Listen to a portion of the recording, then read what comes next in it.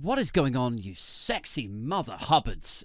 Guys, I was looking at the polls the other day, and it looks like we're very much on the verge of sort of sea change territory, doesn't it? It's a proper changing of the guard kind of vibe right now out there. I mean, we have a Conservative Party who are struggling to persuade their own candidates to go out and campaign for them, let alone voters to go out and vote for them. Then we've got the Reform Party further eating into their vote in, various seats. Not all of their seats by a long shot, but still enough for that to be a serious problem for the Conservative Party. Then we've got the Liberal Democrats, who are, according to Redfield and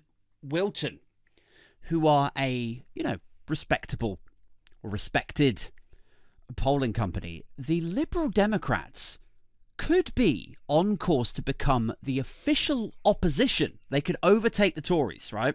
They could become the second party. And that would, when you think of all of those, clouds coming together for that sort of perfect storm, that would or could confine right-wing rhetoric and conservative ideology to the political and parliamentary dustbin for a decade?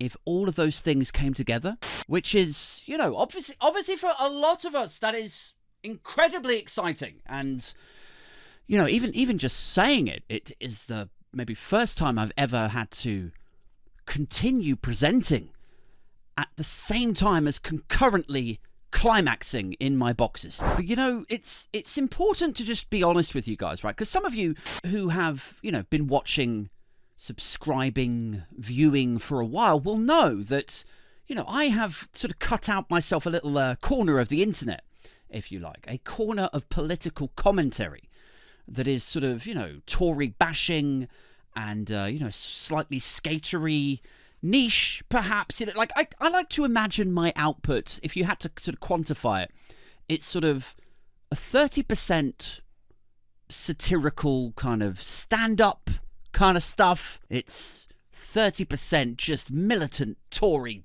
bashing. And then it's, the last 30% is kind of, a punk rock aesthetic and packaging. But recently, dear viewers, it has come to my attention that if we remove the Tories from power and from influence, then that is like a third of my personality just gone. Just in a second. After July the 4th, I'm going to be like one of those, those alcoholics who, give up the sauce after 30 years of booze hounding. 30 years of hanging out in trash bars with other alcoholics. And then finally they give it up. Finally they go dry and they're like, I mean, who even am I? all of my friends were booze hounds too. The only places I ever went to were alcohol related. Who even am I? What do I like to do? Is that going to be me with politics, with Tory bashing? Do I get the Tories out and then go back into knitting and poetry? How do you fill that gap, that chasm of hate and vitriol? And so, do you know what, guys? I'm thinking I might actually, I might vote Conservative. maybe psychologically, I need these guys around. Maybe I just have to, I'm being snarky, right?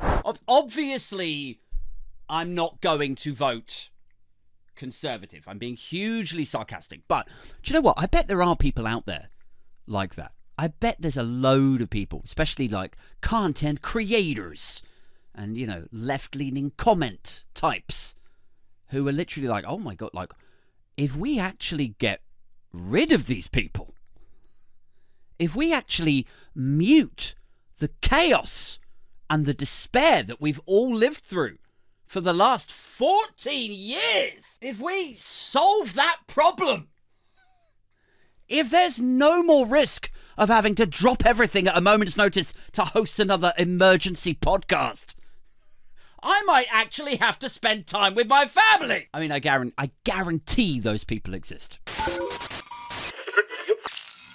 I mean, there is a part of me that would quite like to vote for them ironically.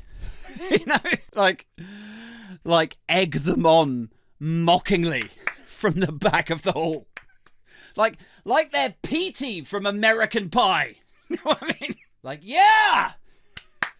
Come on, you could give him a hand! You know, push him out on the podium, overly encouragingly, in the sports hall. Oh, way over the top. Like, no, you did really, really well. Like, as they're reading out their abysmal results. just clapping them on, cheering them out of nothing but malice. I mean, you think I'm joking, right? I promise you, my heart is that mean, you know? I've already, like, when the Tory canvassers have come round and, like, knocking on my door, I've told all of them that I'm voting Conservative. I've told them that my whole family are die-hard Conservative supporters, you know? Partly to just get them off my driveway before the anger shark starts swimming in my head and I club them all to death. But mostly just to mess with their polling, you know? Like, it's not enough for me to just beat them at the ballot box. It's just not even close. Like, I need this to be harrowing. Like, I want this to be the unresolved tale of bitterness and woe that they bore their grandchildren with. Like, I want them to be just about sure that they're just about to cling on to that seat, you know? Just quietly confident, just at the moment of snatched away.